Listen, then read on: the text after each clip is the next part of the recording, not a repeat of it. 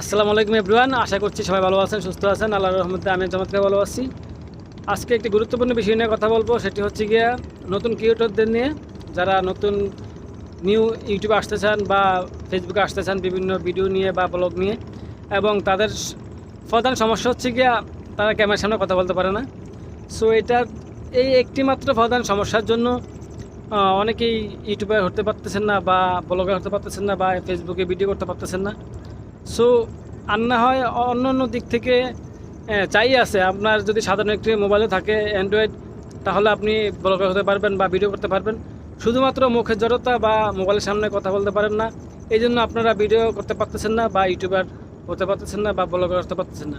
So তাদের জন্য আমার একটি মাত্র মেসেজ, যে আপনারা যদি এটিকে দূর করতে না পারেন, এবং এটি হচ্ছে কি আপনার মুখের জড়তা, এবং এই মুখের জড়তা বা এই লজ্জাসরম, একটি ক্যামেরার সামনে সবাই কথা বলতে পারে না, এটা সঠিক। কিন্তু আপনি যদি দৈনন্দিন চেষ্টা করেন বা যেমনই হোক, আপনি আপনার মুখে যেটাই আসুক আপনি সেটা বলতে থাকেন, ডে বাই ডে আপনার দেখবেন ইনফর্ম হবে এবং আপনার ভিডিওগুলো আস্তে আস্তে সুন্দর হতে থাকবে। সো আপনি যদি মনে করেন যে আপনার ভিডিও ভালো হতেছে না বা আপনি কথা বলতে লজ্জা পাইতেছেন, তখন কিন্তু আপনার ভিডিওতে কন্টিনিউ হবে না, প্লাস আপনার ইউটিউবার হওয়ার স্বপ্নই থেকে যাবে। সো সেক্ষেত্রে আপনাদের প্রতি আমার সবচেয়ে বড় যেই পরামর্শ থাকবে সেটা হচ্ছে গিয়ে, আপনারা যদি ক্যামেরার সামনে কথা বলতে না পারেন, সেটা বুঝলাম পারেন না। সো তাদের এই জড়তা কাটানোর জন্য আপনারা আপনাদের বাড়িতে বা যেই জায়গায় নিরালা থাকবে সেই জায়গায় একটি গ্লাস ফিট করবেন, যেটাকে বলে আয়না বা ইংলিশে বলে মিরর। সেই আয়নার সামনে দাঁড়িয়ে আপনার নিজের দিকে তাকিয়ে নিজে ইচ্ছা মতো কথা বলবেন, যেটা ইচ্ছা আপনার, যা ইচ্ছা আপনি ABCD ক খ সরসরিয়া যা ইচ্ছা যেটা পারেন সেটাই বলবেন। সো আস্তে আস্তে আস্তে আস্তে কথা বলতে বলতে বলতে বলতে একটা সময় দেখবেন আপনার যে মুখের জড়তা এবং নিজের পেশের দিকে তাকিয়ে নিজে কথা বলা, ওইটা একদম জিরো থেকে হিরো হয়ে যাবেন। তখন আর আপনার যেই আপনার ক্যামেরার সামনে দাঁড়িয়ে কথা বলার যেই লজ্জা শরম, ওইটা আর থাকবে না।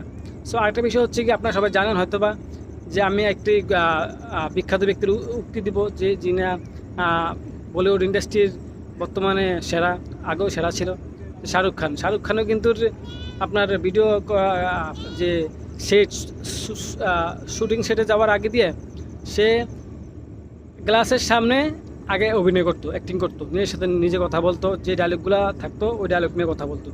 সো এভাবেই আমি আমার এই পরামর্শ এবং এই পরামর্শ আমি আপনাদেরকে দিলাম, এটা যদি আপনারা ফলো করেন, আয়নার সামনে দাঁড়িয়ে দাঁড়িয়ে যদি দৈনিক আপনি কথা বলতে থাকেন নিজের সামনে নিজে, এবং যদি আয়না না থাকে তাহলে আপনি মোবাইল দিয়ে দেখতে পারেন, আপনার মোবাইলের সামনে মোবাইলে কথা বলবেন, যেটা আসে মুখ দিয়ে সেটা বলবেন, ডে বাই ডে আপনার উন্নতি থাকবে।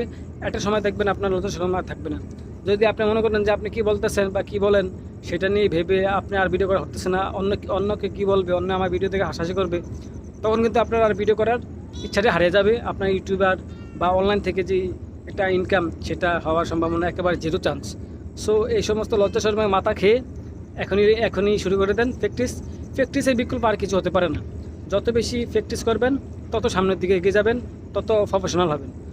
সবাই ভালো থাকবেন, সুস্থ থাকবেন। অনেক কথা বলে ফেলছি। সবাই আজ থেকে শুরু করে দিন। আল্লাহ হাফেজ।